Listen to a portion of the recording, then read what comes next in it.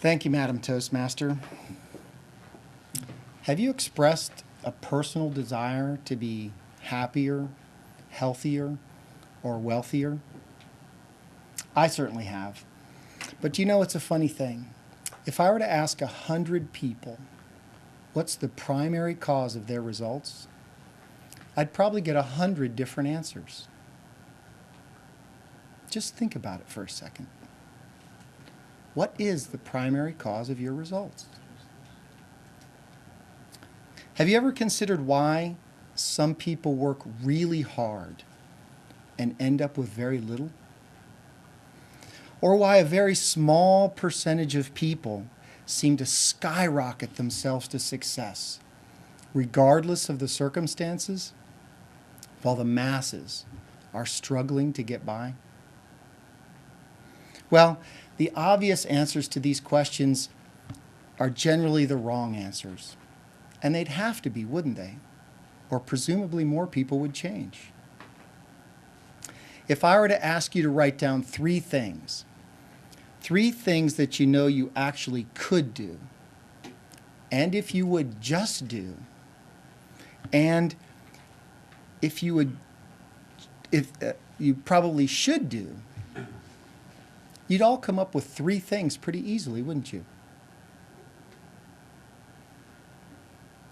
And then if I were to ask you, do you believe that doing these things would help you to improve your results?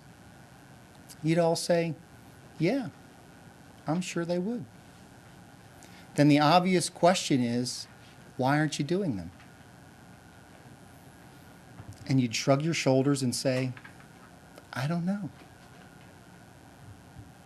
You see, almost all of us know how to get better results than we're currently getting. We just don't do it. So why is that? Well, there's a part of our mind that gathers information, and there's a part of our mind that controls our behavior. And interestingly enough, they can be developed independent of one another. You see, knowing what to do is intellectual, and we can gather a huge amount of information intellectually. But acting on that information is a different matter. We need to integrate that information emotionally to be able to do anything with it. To illustrate this point, all you need to do is think about some of your bad habits. They don't necessarily make any sense, do they? But they still seem to have control over our lives. Once they're integrated, they control our behavior, sometimes without us even knowing they're controlling our behavior. And once they're in, willpower alone is not enough to get rid of them. But it's our body. Why can't we control what it's doing? Now, it's not important that you immediately understand all this information, but it is important that you grasp the way the different parts of your mind work together. So please give me your pristine attention to what I'm about to say. Our mind is separated into two parts, the conscious mind and the unconscious mind. The conscious mind is where we originate our thoughts. It's where our free will lies. Our conscious mind has the ability to accept or reject any thought or idea. Our unconscious mind is our feeling or emotional mind. It's where our belief system and self-image lie. It cannot reject and must accept every thought or idea that our conscious mind chooses. Think of your unconscious mind as a storehouse for all of your memories, habits, and conditioning.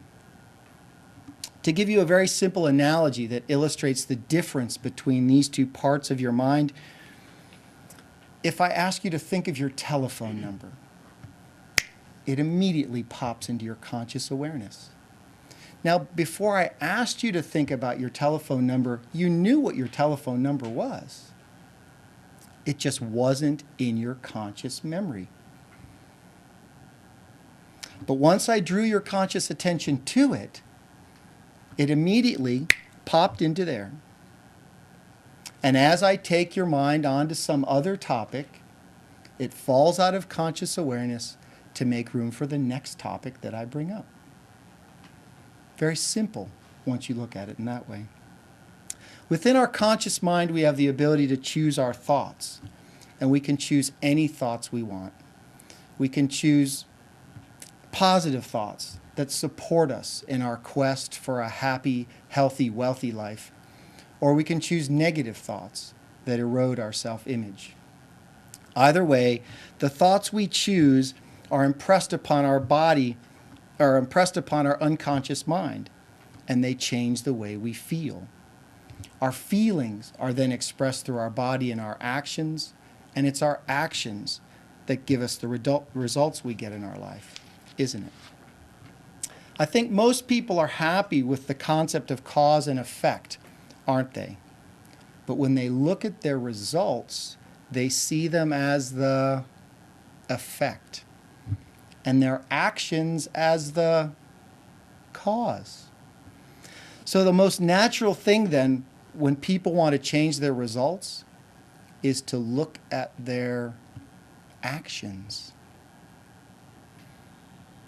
But the question we've got to ask ourselves is, what's causing me to act this way? We're never going to change our results if we don't get to their primary cause. You see, our actions are themselves an effect. When you see it laid out like this, it's so obvious. The primary cause of our results is what's going on up here in our mind. So it's our thoughts which change the way we feel, that move our body into action, that give us our results. So what I'm really saying here is that our thoughts are ultimately responsible for the results we achieve. So if you want to change your results, you must first improve the quality of your thinking. A very simple yet often misunderstood concept. Thank you so much for your attention. You've been a great audience.